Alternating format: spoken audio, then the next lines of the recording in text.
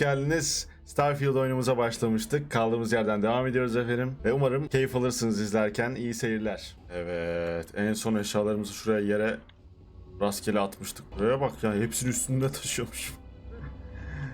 Tabii yorulurum yani. Bak şu an hiç koşarken yorulmuyorum. Sol altta oksijen ve karbondioksit şeyi var bak. Görüyorsunuz değil mi? Beyaz şu an. Hiç azalmıyor. Bunlar üzerimdeyken yani kapasitemin üstünde ağırlık taşırken yoruluyordum ve nefes alamıyordum. Nefes almam nefes almakta güçlük çekiyordum daha doğrusu. Şimdi hiç güçlük çekmiyorum. Koşunca azalıyor bakın. Yürürken azalıyordu normalde ve yürürken şu anda azalmıyor bile. Karakteri eşek olarak kullanmışsın. İyi katır olmuş, gerçekten öyle olmuş yani. Neyse tamam. Öğreniyoruz yavaş yavaş. Pilot koltuğuna geçeceğim. Tamam, geçelim.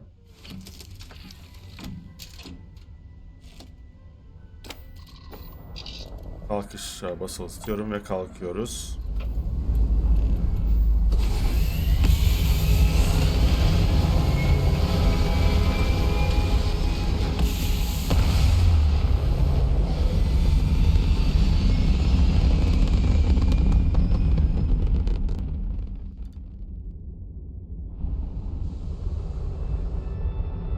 Evet, şimdi görevimize bakalım. Görevlerle göreve bakalım. Jameson'a grav sıçraması yap. Jameson neresi acaba? Başka bir sistem mi? Burası galiba. Bölgesi mi acaba? Neyse. Jameson'a gitmemiz gerekiyor. Sıçra diyorum. Yakıt tüketimi de gösteriyor. Bu kadar yakıt göstereceğiz. Kullanacağız gibisinden. Yakıt da mı almamız gerekiyor lan gemiye? Evet. Grav sürücüsüne güç ver diyor. Buna vereceğim yani. Okay.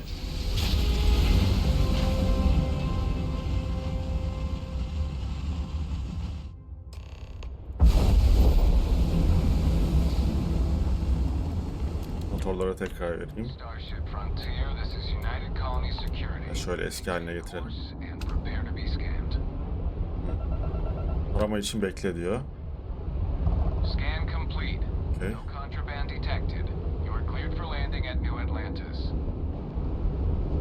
İniş yapabiliyorum. Nasıl yapacağım inişi?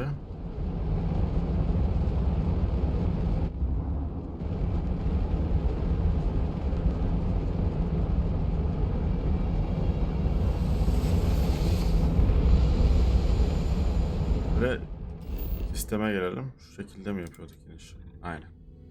Atlantis'e ineceğiz. Aramayı yaptı zaten. İniş yapalım. Aha, dünyaya benziyor. Evet. Bir tık benziyor dünyaya.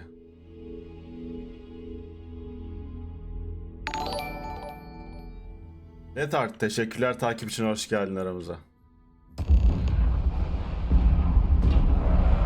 Loja'ya git. Asibü yolu diyor.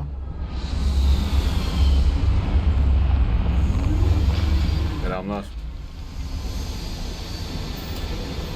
Gemiden çıkalım.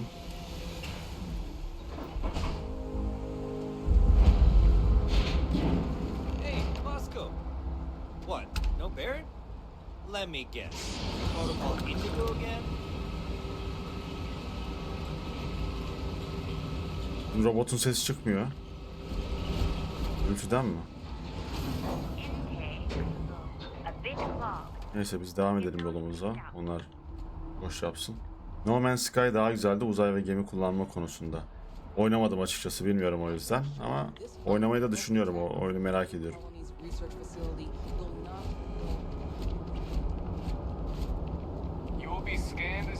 Oyun biraz daha animasyon gibiydi değil mi? Yani arcade'imsi. O şekilde bir algı yarattı bende.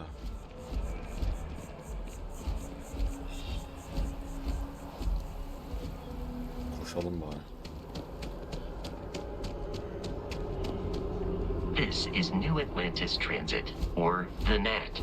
It provides free transportation. Metro yani. We can take it directly to the Mast District. Benim abi. Mass District'e gideceğiz. Evet. Ha, küçük de bir şeymiş. Evet. Şimdi nereye gidiyoruz? Bu tarafa mı?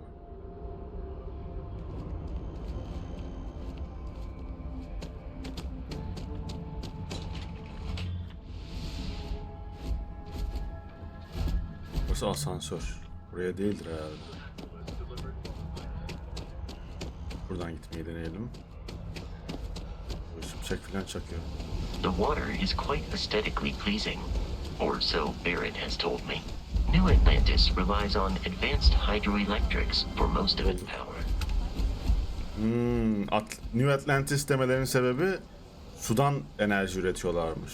Hidroelektrik üretiyorlar. Bu taraftan gideceğiz. Her yer su. Efekte bakalım.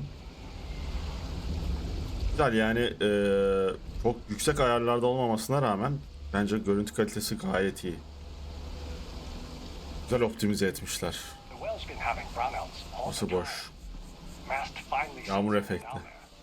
Dediğim gibi düşük ayarlar olduğu için bu şekilde.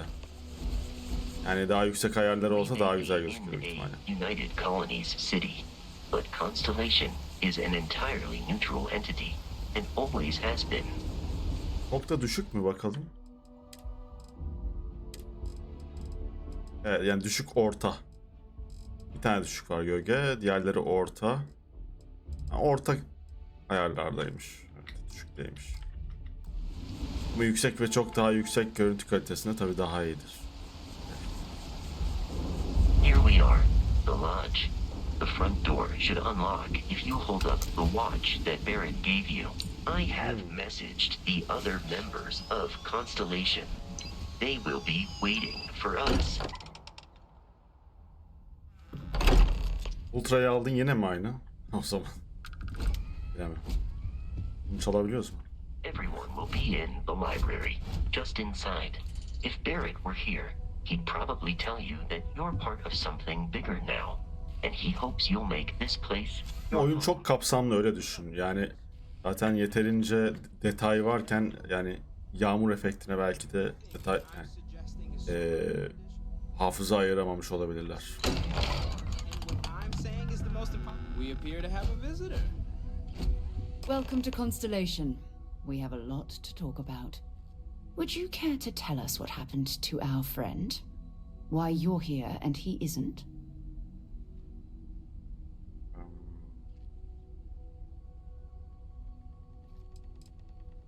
Korsanlar saldırdı. Barrett benden eseri teslim etmemi istedi. I see. Vasco, verify. All statements made have been factual. This is just typical. Barrett hands over our ship and our robot to some random employee of that discount mining outfit he uses. Walter. And if we hadn't insisted on installing those emergency protocols, I guarantee you this rock breaker here would be halfway to Neon.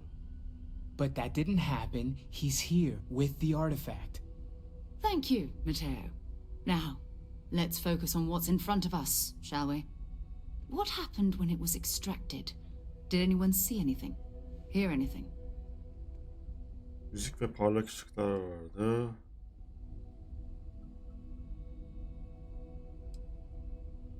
Müzik ve parlak ışıklar var diyelim. Interesting. Similar to Barrett's description of the experience, with less embellishment. Are you hearing this? Do you all believe me now? Whether it happened or not wasn't in doubt. But honestly, Country, if you expect us to believe in fairy tales... If this is the greatest mystery in the universe, why couldn't it be part of the ultimate mystery? But gentlemen... Oğlum yanımızda olan şey buymuş lan. Artifact. I think it's time we tested your Değil theory. mi? Right. Let's see. O eser. We know the artifacts react to each other. The pieces we already have move when they're in close contact. Now, if we add this new one to the two we already have... The artifact. If you could place it on the table here. That's it. Just like the others. Biz bunu gemide bırakmamış mıydık ya? Ha, bırakamamıştık görev eşyası olduğu için. Oh my God, that's it. They're reacting. Look at how it's coming together. Tövbe bismillah. That energy that's arcing between them, no manufactured material in the settled systems. Manyetik alan. None of Kesin ondan öyle oluyor. proves that. Easy, girl. Breathe. You will have a heart attack. She's not the only one. If they're coming together, that means there's a set. Birleşecekler değil mi? By an intelligence outside the settled systems. Still 2,000 credits for our little wager, Godfrey? You're on, Walter. Well, if we had all the answers, it wouldn't be exciting, now would it? Not to take away from the moment, but what are we going to do about our new friend here? So, are you ready to get to work? See if exploration is the life you want to lead in this little universe of ours? Pekala, varım, sırada ne var You diyelim. should take some time to get settled in. Introduce yourself to everyone. Some of our members aren't here, but you'll meet them soon. Come find me when you're ready. You and I are going to be doing some traveling together. Get your feet wet. And here, I think you've earned something for bringing the artifact to us. Ha, In ödül mü? addition to credits, why don't we set you up with a backpack with some boost capability? Oo, çok iyi olur. You'll need it out in the field anyway. Just mind your head. 8000 kredi geldi, çok iyi. Takım yıldızı çanta geldi. Loca anahtarı eklendi. Güzel. Tamam, biz direkt sarayla konuşalım. Yapacak başka bir şey yok çünkü. Are you ready Yerimiz to yok. get to work? Or was there something else? Hazırım diyelim. We're going to be doing some old-fashioned detective work. The artifacts are relatively inert once they're out of bedrock. That means people can pass them around, not even knowing what they are. I've been letting my contacts know to be on the lookout for strange metal objects. Get back a lot of noise, usually, but a tip from the UC Vanguard sounds promising. İtiraf etmeliyim ki heyecanlıyım. İlk görevim. Felt the same way when I started too. There's an electricity in the air when you know you're about to uncover something. But it's not just that. I want to take this opportunity to see how you handle yourself, and for you to learn more about us. I'm going to be sticking with you for this. We'll be traveling together until we either find an artifact or this lead runs dry. Anladım, o eseri elde edinceye kadar sen ve ben diyelim. We'll need to head to Mast. Check in with the Vanguard recruiting office where my contact works. And listen, whatever you were before or whatever you do once you're out there, I don't care. So long as you don't bring UC security to our doorstep. Every member of Constellation is their own conscience. Understood? Anlaşıldı. Ne demeye çalışıyorsun? Yakalanmadığım sürece çalmam umurumda olmaz mı? I mean, Constellation has a roster of members who haven't always been on the right side of their respective society. We're risk takers. Some of us have seen the inside of a jail cell more than once. If you join us, it means you're committed to our mission. In exchange, we give you latitude in your choice of means. Anlaşıldı Good. diyelim.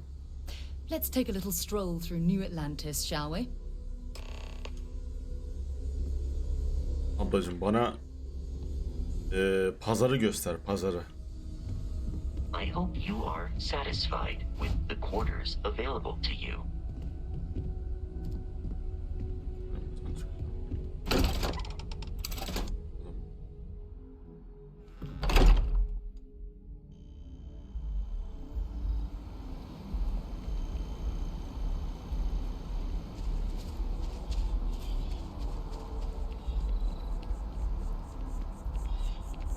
Nereye gidiyoruz? Know we went to chef school? This ain't exactly the place. Sara'nın kontağıyla konuş diyor.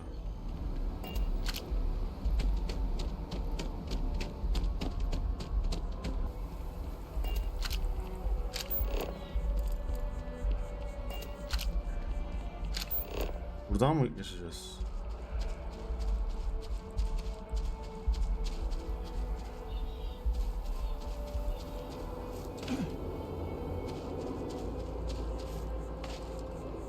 Buradan mı?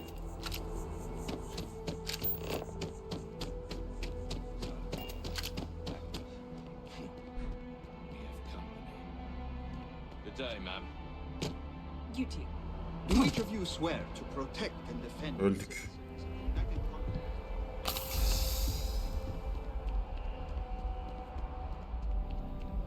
Vanguard. Sarah, good to see you. Who's your friend? Hopefully Constellation's newest member. Thought I'd run through some legwork together. Another space explorer. Hey, you ever think of joining up with the Vanguard? Help the United Colonies, earn some credits, even get your UC citizenship?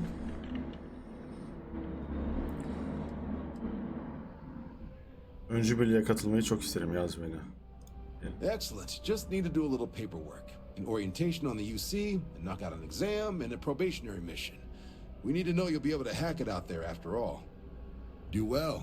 You'll be out there keeping the peace in no time. Don't forget, John. I need him back after you wrap him in that fancy get-up of yours. No worries, Sarah. I'm not forgetting about you or our little business afterwards. Promise. First things first, head down to the orientation hall. Get signed up at the registration terminal. System will walk you through the rest. Oh, and if you got a bounty, well, you're gonna have to make things right with the UC before we'll let you join. But if you've got any questions... Niye İngilizceye döndü bir an? Eksikleri var. Çevirin. Tamam. Something wrong with the exam?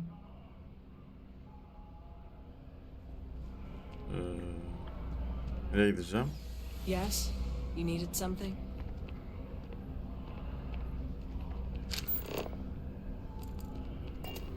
Konuşmam gerekiyor hala. Have some questions?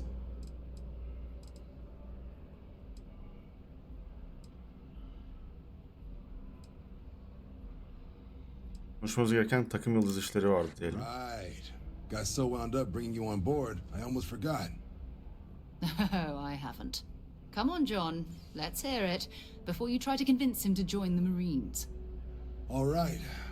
Here's what I've got. Vanguard volunteer by the name of Moera. Helps patrol the old neighborhood. Sol, Mars, Neptune, you know. The Sol system. Which admiral did he upset to get that posting? He's Martian, born and raised.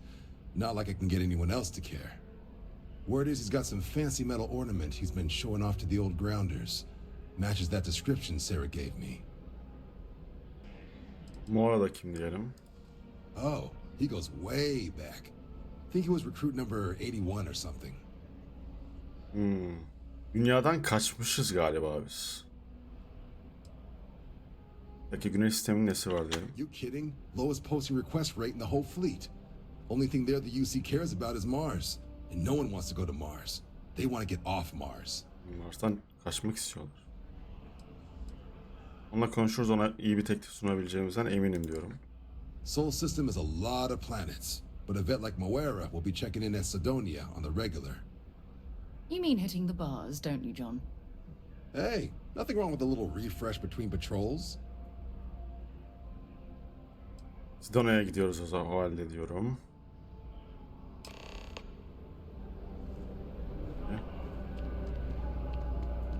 Daha konuşacak mıyız? Aşağıya mı gideceğim?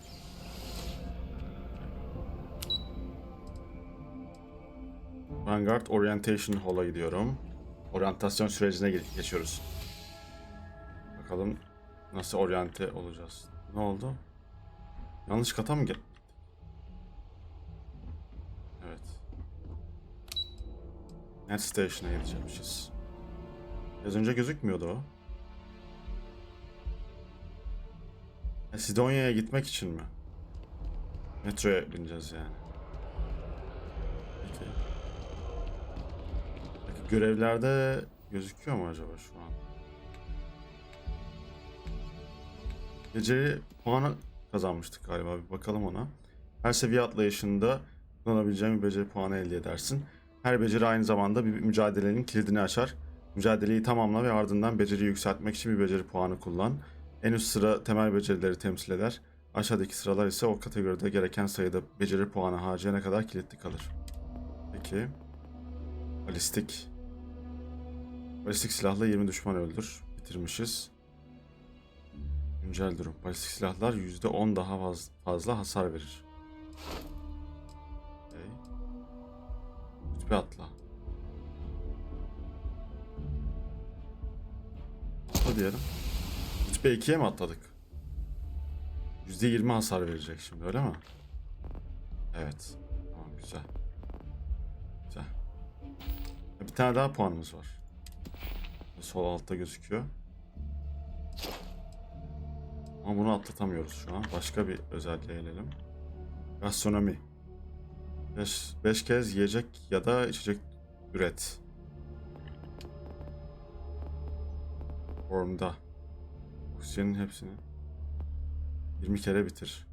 2 kere bitirmişiz şu ana kadar. Oksijeni bitirdikçe de daha fazla oksijene sahip olma becerisine sahip olabiliyoruz. Biraz uzun oldu ama. Başka ama verecek bir şeyimiz yok şu an.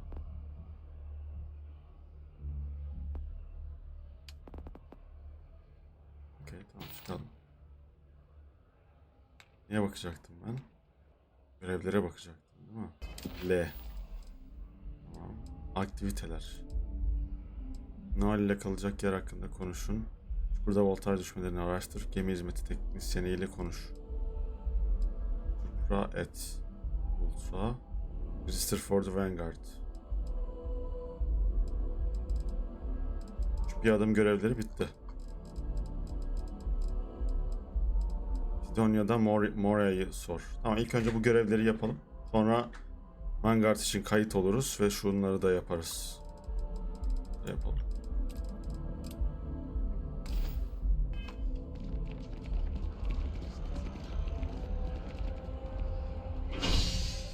Spaceport'a gidiyoruz. I've flown across most of the settled systems in all manners of spacecraft, and yet I still get sick on the nat. Bu kadar çok diyor seyahat ettim ama diyor hala diyor midem bulanıyor diyor. Elde bayağı hızlı bir taşıma aracı bu. Mide bulandırıyor. Ve oksijenimizi tüketelim de. Oh, I've always liked that statue. It's beautiful, isn't it? Oksijenimiz artsın. I wonder what the artist was trying to represent. Forma girelim yani. Yanlış yere mi geldik yine arkadaş?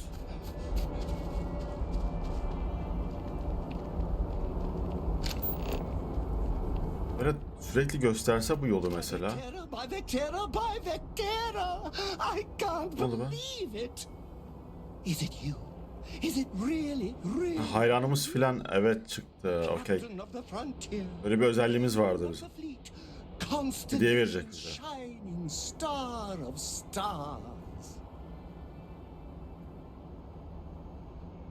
İngilizceye döndü bir anda. Evet benim diyorum.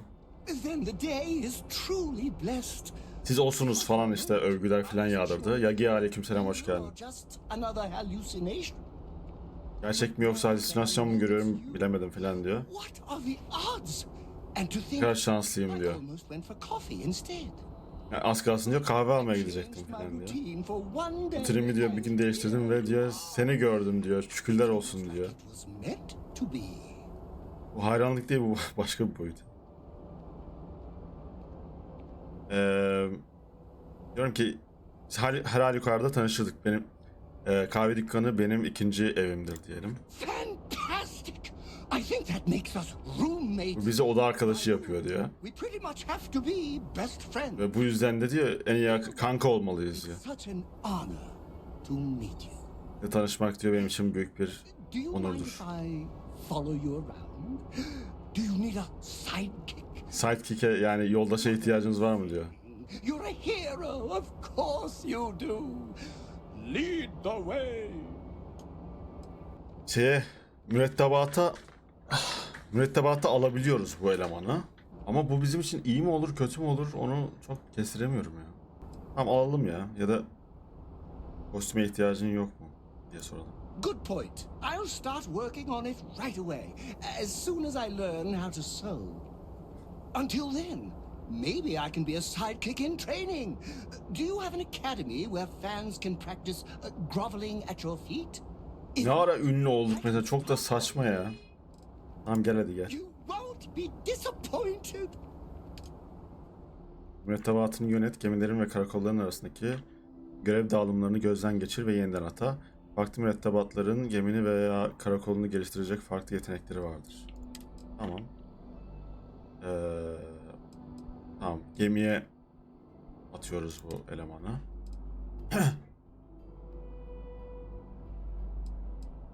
Doğru mu fen? İsmi yok mu?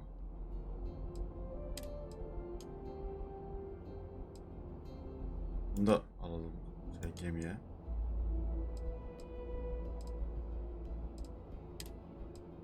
Tamam, 2 tane mürettebatımız mı var şimdi? Niye 1.2 1/2 gözüküyor peki? Neyse. Uzacılık, gizlilik, ağırlık kaldırma falan diyor.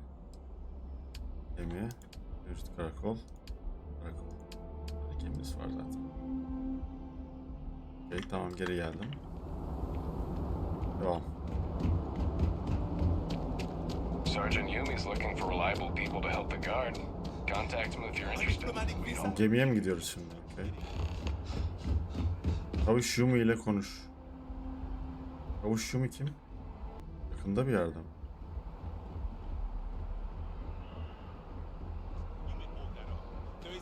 Hadi gidip konuşalım buradayken.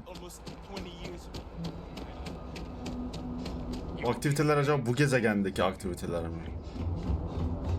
Böyle bir bitirelim şu oksijenimizi bir kere daha. Contrary to what you might. Güvenlik ofisiymiş burası.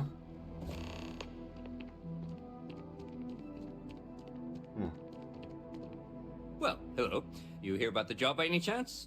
The officer over there can help you with any bounty issues. İsmi anlatsana diyelim. Part-time security officer. The position's very flexible. You can basically work whenever you're available. No pressure. We've had some gaps in the schedule lately. Macy's out on maternity leave. Jose's on loan to Sidonia. When it rains, it pours type of situation. So really, we just need someone to fill the void. Interested? Güvenlikçi mi olacağız yani? Hadi yapalım, nasıl yapıyoruz bakalım, merak ettim. First things first, I have to ask, do you have any security experience at all? Kızıl Filo ile aramızda bir tartışma oldu. O da sayılır mı bilmem. Dürüst olmak gerekirse hayır ama çabucak öğrenelim. İkincisini söyledim. It sure counts for something. I mean, you're alive. And resilience is definitely an important trait for any officer. Well, I think I've heard all I need. Your first assignment couldn't be easier. Go to mast and check in with Agent Plato at Aegis. There was a package left at a dead drop and they need UC security to handle it. He'll fill you in on the details. SBU nedir? Agis'ten var. SBU nedir diyelim? You know, MAST. The Military, Administrative and Scientific Triumvirate. Giant building in the center of the city? Headquarters of the entire United Colonies? I really should have given you a more thorough interview. Agis'ten bahsettin, onlar kim diyelim? Aegis? They're Aegis. basically UC intelligence. They help identify threats to New Atlantis before they become problems. While we're separate departments, there are times we need to rely on each other, so it's important to keep a good working relationship. We do Agent Plato this favor, and maybe he'll toss us some intel when an investigation stalled. Tit for tat. You know how it works.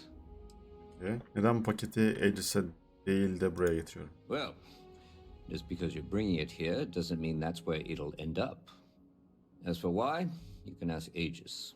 As far as I'm concerned, it's none of my business. Peki, teşekkürler. Let me know if you have any questions. Diğer görevleri de yapalım bence buradaki.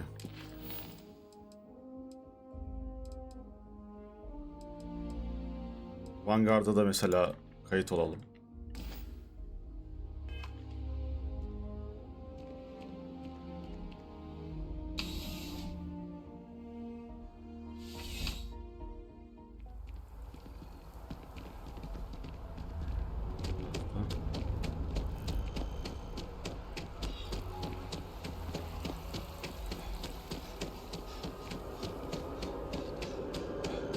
Oksijenimi bitirmeye oynuyorum.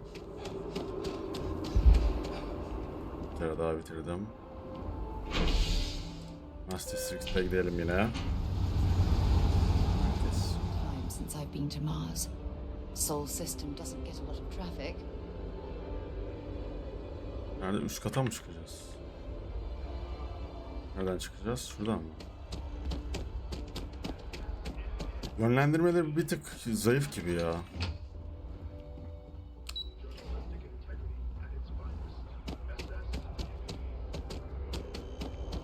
Burayı gösteriyor şimdi. Asansör burasıymış. Baştan söylesene şu asansör. İstersene. Ha, oryantasyon. Katına gidiyoruz.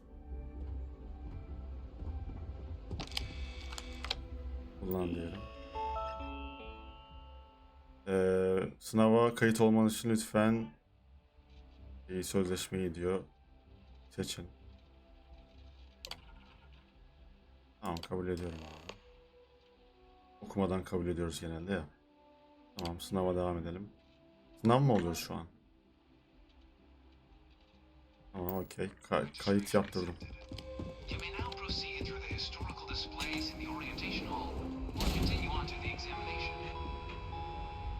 In 2150, humanity learned the Earth's magnetosphere would collapse sometime in the next half century, eliminating all life on the planet. O dünya yok olmuş.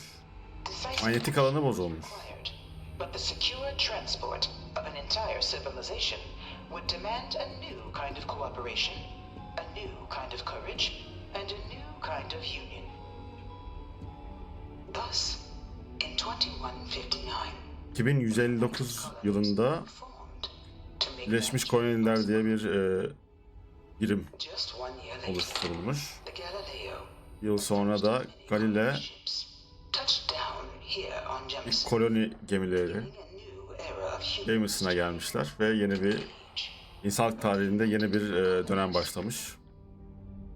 Birleşmiş Koloniler çağı. Dünya maalesef sizlere ölmüş. Yani müzede böyle sergileniyor dünyanın küresi. Çok ilginç ya. Burası ne? Factions bu. Ailelerin doğuşu.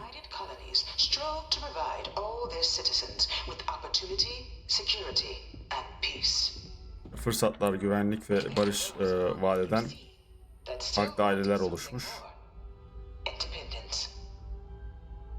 So in 2161, the UC issued the Centaurus Proclamation, granting UC citizens the right to settle distant worlds and form their own sovereign powers. Herkese özgürlük tanınmış. İstediğiniz gezegene yerleşebilirsiniz, orada egemenliğinizi kurabilirsiniz diye.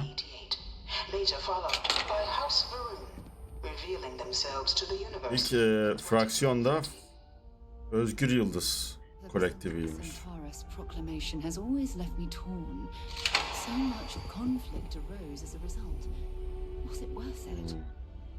İlk koloninin giyim tarzı bu şekildeymiş sanırım. House Varun. Bunları bilmiyorum. Okuyalım, dinleyelim. Pardon, E'ye basacaktık. It was only in 2230 that the faction known as House Varun first made contact with the rest of the settled systems. Founded by the passengers of a colony ship that had left New Atlantis and disappeared 4 decades earlier, House Varun was a faction. Bütün sistemleri ziyaret etmişler galiba bunlar. Anladığım kadarıyla. Dedicated wholly to the beliefs of its isolationist founder, Jinan Varun. House Varun initially made overtures of peace towards the rest of the settled systems. They claimed their only intention was to spread the word of their god, the Great Serpent. Din yaymaya gitmişler diğer sistemleri aslında. This worship might take the form of a bloody war, the Serpent's Crusade. Savaş çıkmış ama bu yolculuklarında savaşmışlar yani birileriyle. Yani çünkü çok farklı sistemlere gitmişler ve tabii ki anlaşmazlıklar çıkmış büyük ihtimalle. When the citizens of Aquila banded together with the pleasure city of Neon in mutual defense. But in 2194, after the deployment of a UC medical star station in orbit around their world, the citizens of Narion also requested to join the collective. The resulting rise in tensions between the Freestar Collective and UC culminated in the settled system's first intergalactic conflict, the Narion War. Despite a decisive victory by the UC, the colonies permitted the citizens of Narion to join the collective, forming the basis for the fiercely independent union that persists to this day. Yine bir savaş çıkmış. İki tane birlik böyle bir araya gelmeye çalışmış ama gelememiş sanırım, bir yine anlaşmazlık sonucu savaş çıkmış. Beginning in 2240, House Varun forces declared all-out war on the rest of human civilization, initiating the Serpent's Crusade. Over the next 23 years, thousands of Freestar, UC, and independent souls were killed by agents of House Varun in the name of their serpent god. It was only with the death of their founder in 2263 and the succession of his heir Jarek that House Varun finally sued for peace. There remains, however, select members of House Varun who refuse to recognize the cessation of hostilities their leaders established. Even after House Varun's mysterious disappearance, these zealots remain a threat to all who encounter them. Their pacification, a goal of all space. Bu Serpent's Crusade savaşı, yani Türkçesine çevirmek istemiyorum şu an. Bu savaşın nasıl çıktığını anlattı. Yine bir suikast sonucu başlamış savaş. Liderlerini galiba öldürmüşler. O şekilde başlamış savaş. Tüm savaşları anlatan bir müze burası. Tarihi bir müze.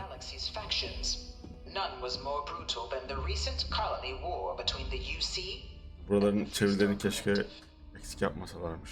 Set off by the unauthorized Freestar colonization of Vesta's Pride in 2308, a direct violation of the Narion Treaty, the colony war spread quickly across the galaxy.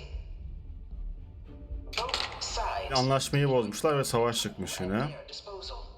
Armadas of warships, mechanized combat platforms, or mechs, even bioengineered alien creatures, the infamous UC Xeno weapons.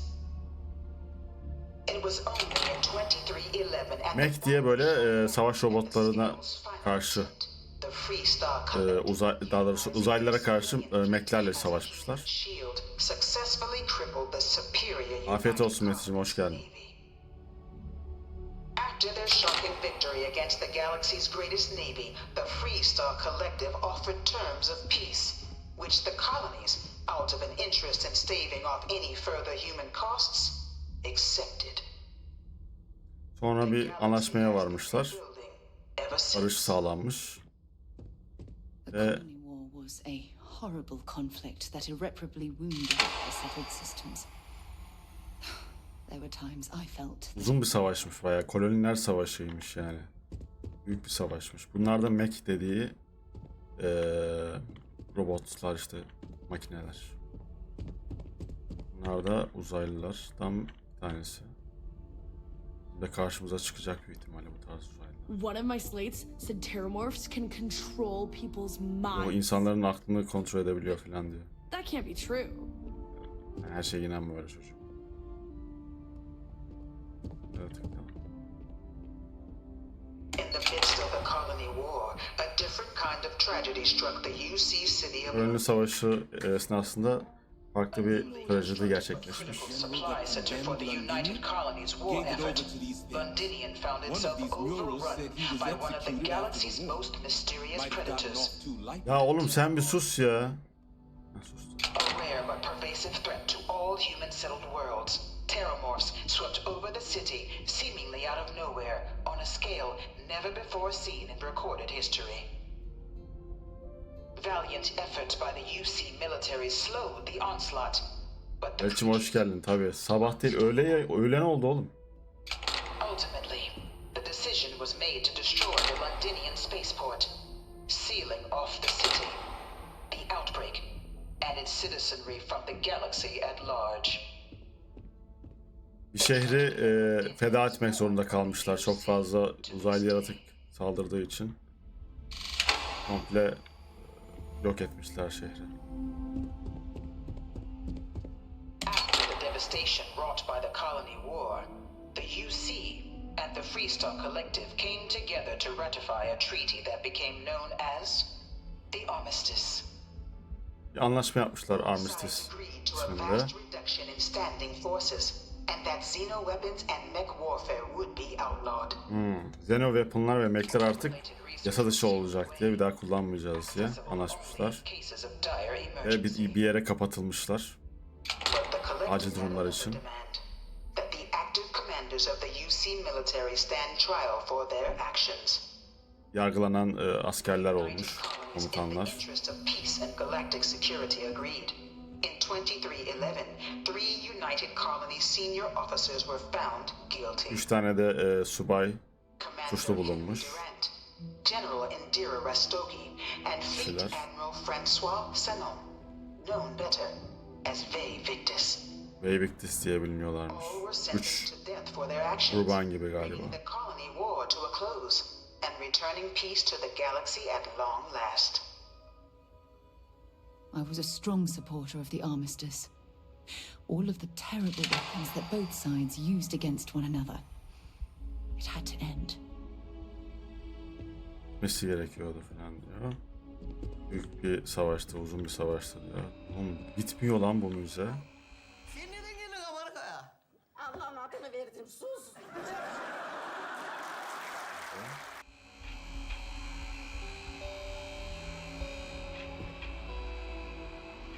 Vanguard'ın doğuşu burası da. This new world that the Vanguard was born. An official branch of the UC Navy, the Vanguard is the United Colonies Volunteer Fleet, serving Ünlü bir birlik olarak çıkmış ilk önce. and reconnaissance roles. And after a sufficient length of service, UC citizenship is guaranteed. Birleşmiş Milletler, yani daha doğrusu Koloniler Birliği gibi bir birlik. The Vanguard is leading the charge to protect and support the citizens of the United Colonies, wherever in the galaxy they may be. Nerede olurlarsa olsunlar herkesi, bütün vatandaşları, yani bütün galaksi vatandaşlarını koruyacaklarına söz vermişler. No one is born a United Colonies citizen. Only through service to the UC can one hope to earn one citizenship. But the UC prides itself on taking care of its people. Cost of living controls mean citizens pay less than their foreign counterparts for needs big and small. All citizens are issued a grant upon joining to get themselves on their feet. Bora Manas, teşekkürler takip için, hoş geldin. Citizens have the opportunity to purchase property, getting the chance to live in one of the most beautiful cities in the Halit günaydın o zaman, ne diyeyim. By joining the Vanguard today, you too can begin earning your place here. Yok, Game Pass'ten oynuyorum Boracığım. Civilization as a citizen of the United Colonies. Okay.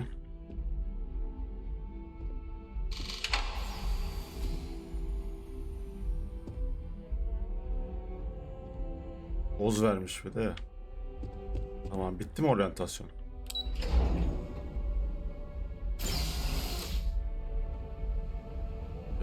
Kesene bereket. Game Pass'te vardı ama keşke, yani gerçi tamamen senin olmuş oldu ama tabii. Güzel oyun ya, beğendim ben de. Gemilere bak, üf. Şimdi de böyle gemimiz olacak mı? Bana da fetişim var. Okay. I've spent a fair bit of time in simulators just like these. They're startlingly realistic. Aha, simülasyona gireceğiz. Savaş simülasyonu galiba. Nasıl olacak acaba? Orada duracak. Okay. This is the Mark 18 Flight Simulation Chamber applicant, currently in orbit around a high-detail recreation of a remote world. Yani detaylı bir simülasyonu yörüngedeymiş. Ha, dünyayı göreceğiz. Ben de yama kurdum da bazı bölümleri eksik yapmışlar. Niye böyle oldu bilmiyorum. Baksana. Ekstra güç yazıyor, hız yazıyor. Bazı kısımlarını çevirmemişler. Savaşacağız. Gemimiz de şahane. New targets active.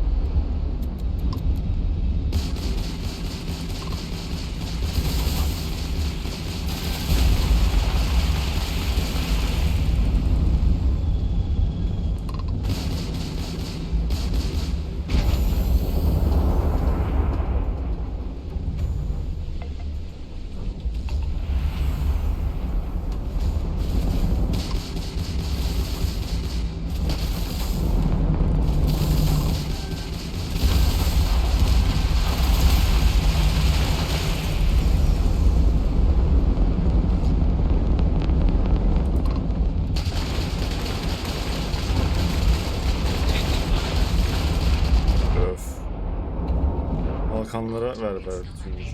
Progress recorded. Tier 1 reached. Initiating Tier 2.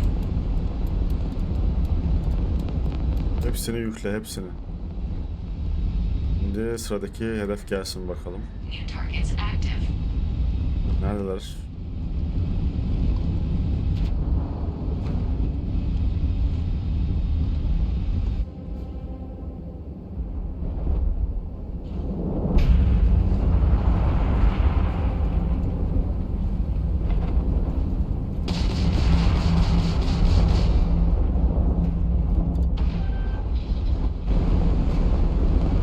Daha kolay ya kullanımı.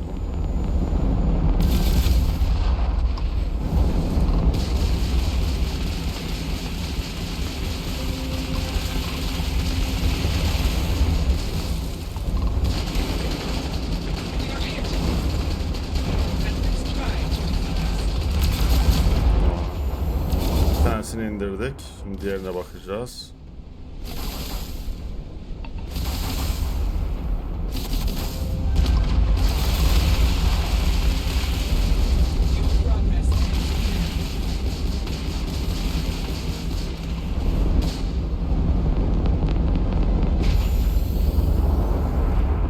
Kovalayalım. Kaçaman.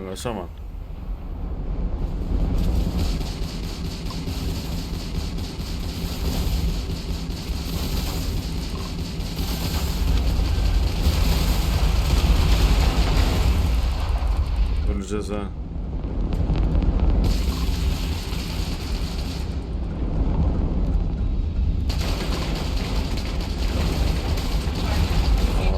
Basitti.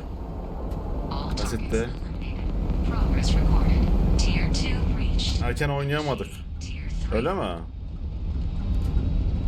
Kötü olmuş.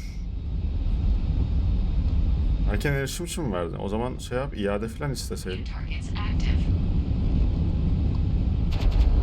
Nerede?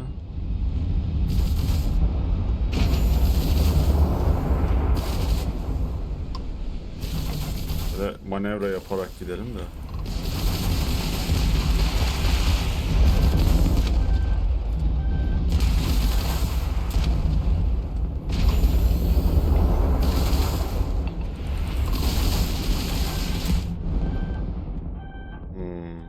Patlayacağız ha. Oğlum.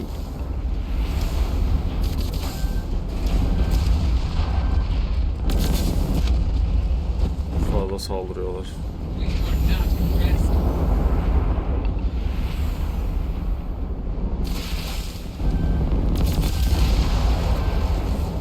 Kaç.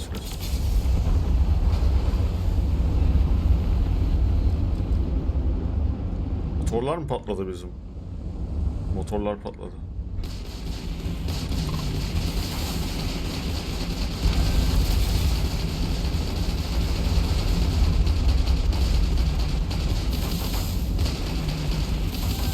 Öldük ya. You've been defeated, applicant. You may initiate a reset of your current tier at the terminal inside the cockpit, or step outside and take a break. Çıkmak için E'ye basılı tutuyordu. Ben tekrar denemek istiyorum.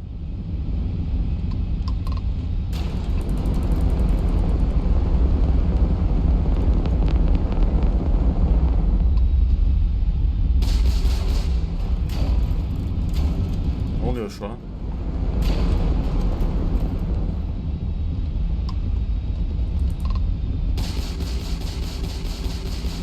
İşlemiyor. Çıkalım abi. Başaramadık. Başaramadık abi. Ama yani 3 tane gemiye karşı da bir zahmet başaramayalım.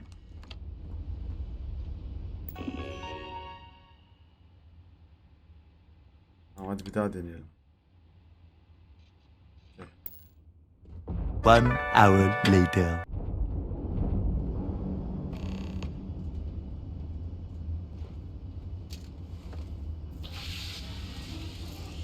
Simulation reset. Yani kaçıp şöyle taktik yapmak istedim. Böyle şuraya geçeyim mesela.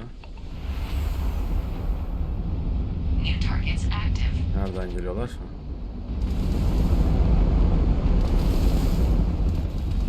Böyle şurada durayım.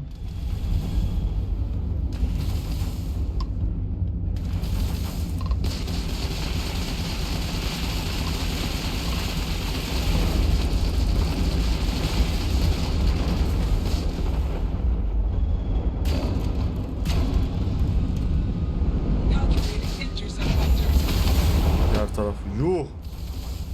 Adam göktaşını patlattı ya. Ama diğeri kendini onarmadan patlatmam gerekiyordu. Oğlum çok yavaşız bir de ya. Bana çok kötü bir gemi vermişler abi. Kalkanları patlattı bile adam. Gemimiz de şahane.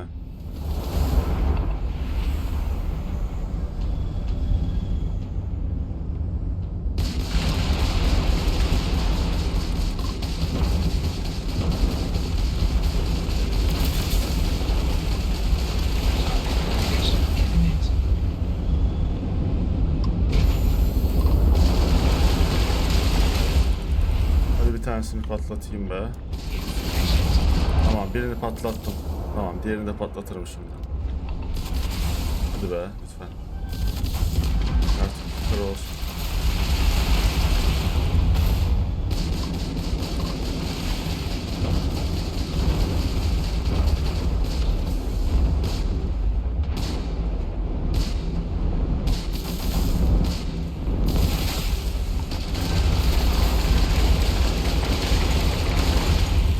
Az kaldı hadi.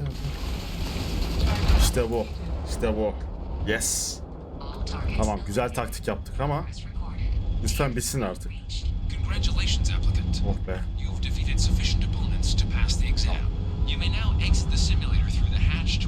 Yani bir kendimizi sağlama almamız gerekiyormuş. Çünkü bir tane gemiyle o şekilde savaşmak gerçekten çok zor. Açık alanda.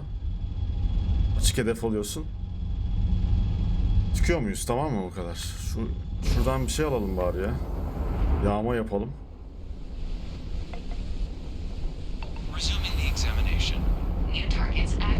Devam mı?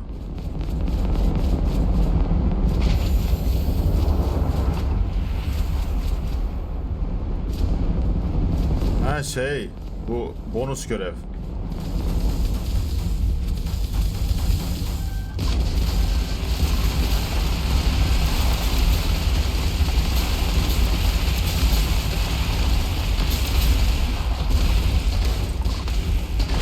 Dördüncü seviye bir gemi.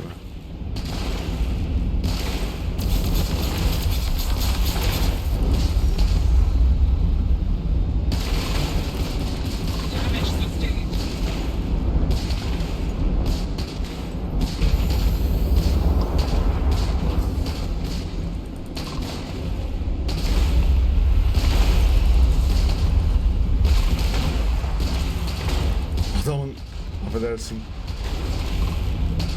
şuna dayandık.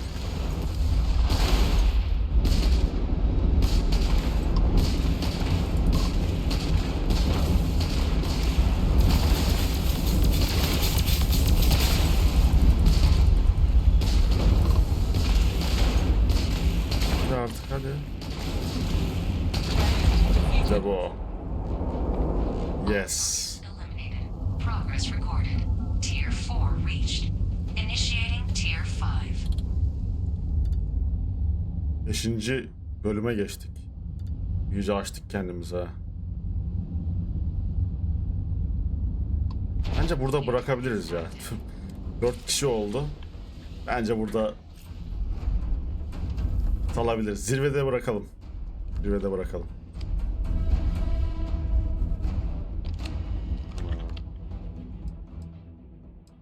Simülatörden çık diyelim. Daha sonra gelebiliyoruz anladığım kadarıyla. Daha sonra yaparız. Biraz daha tecrübe edinelim. Congratulations, applicant. You've passed. Geçtik sınavı. You can head up to Commander Tuwala to receive your final results and your probationary assignment. Or you're welcome to take another run at the simulation if you'd like to try and earn a better score. İstediğim zaman You'll tekrar only keep your gelebiliyoruz. best run. Ver bakalım onu bana. Good showing in there, applicant. Vermeyecek misin? Okey. Niye elinde tutuyor o zaman hocam? Lobiye gideceğiz. Komutan Tuvala'nın ofisine. Komutan Tuvala bu muymuş? Well, look who's back. Everything go all right with the exam? Or did you have some questions you needed answered first? Tamam, pilotluk sınavımı tamamladım ve bana buraya geri gelmemi söylediler diyeyim. Ah, so these are your numbers that just came through then. You ready to hear how you did? Hazırım. Then let's get to them. So, looking at the data, checked out a few of the murals. Good. A test of preparation and thoroughness. Two traits the Vanguard values highly. Psychological results are all within expected levels. Navy doesn't have room for folks that'll fall apart the first time they're trying to outrun a homing missile. Now, how'd you do against your foes? Tier 4, not too shabby. The techs make us test each level of the sim too. I can tell you that waiver's some real artificial bastards. Good job putting them away. Hell of a job. I might even let you fly me around sometime.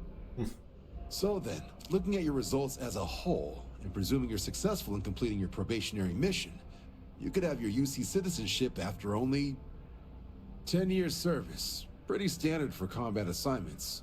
But your performance in the simulator does mean I can offer a signing bonus. Help convince you to join the cause. 10 years might seem like a long time, but it's worth the climb if you wish to become a citizen.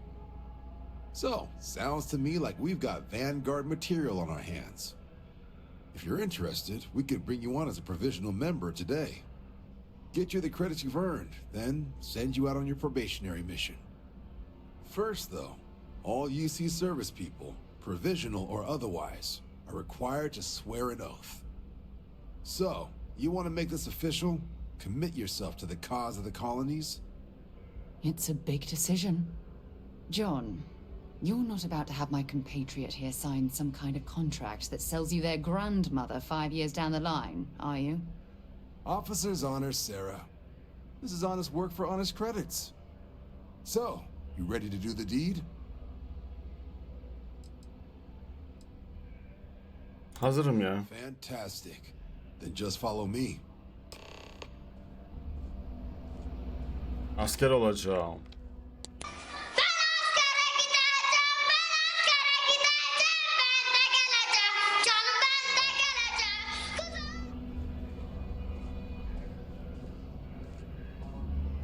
Komutanım nereye gidiyoruz komutanım? Biraz hızlı mı gitseniz acaba?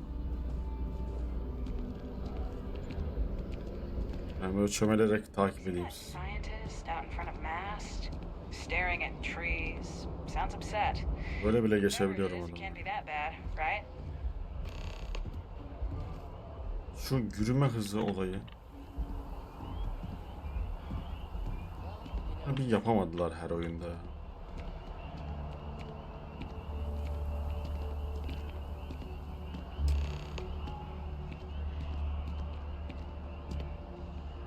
Wouldn't be right doing this where we couldn't see the stars. Now, raise your right hand. The motto of the Vanguard is Supra et Ultra, above and beyond. That is where we serve. beyond the furthest reaches of the United Colonies military, and with honor and duty above reproach. Do you swear to protect and defend the citizens of the United Colonies to the best of your abilities, and to uphold the values of the Vanguard, honor, loyalty, self-reliance, in all your actions as a member of the United Colonies Navy? Evet. Then let me be the first to officially welcome you to the United Colonies Vanguard. Now, only thing left is getting you that probationary mission. And what I've got is comms repair. Group trying to refurb an old colony war processing plant on Tau Ceti 2. Sounds like they'd barely gotten set up when their communications died. Place is as isolated as they come, so Brass wants a Vanguard to deliver the repair suite and ensure anyone present is safe and secure. So, can the people of Tau Ceti 2 count on you? Tabii ki. Hadi That's bakalım. the spirit. Head down to the spaceport and talk to Crew Chief Harath. He'll get you the repair suite plus your new recruit kit. Oh, and your advance. Aha. Give it your all out there. Ha, bara geldi bara. Ultra. 5800 lira kredi geldi. Okey. Evet arkadaşlar, bu bölümün sonuna gelmiş bulunmaktayız. Bir sonraki bölümde görüşmek üzere. Lütfen kanalıma abone olmayı ve videoyu beğenmeyi unutmayın. Bu benim için çok büyük bir destek olacaktır çünkü. Çok teşekkür ederim desteğiniz için şimdiden. Görüşmek üzere. Kendinize iyi bakın. Hoşça kalın.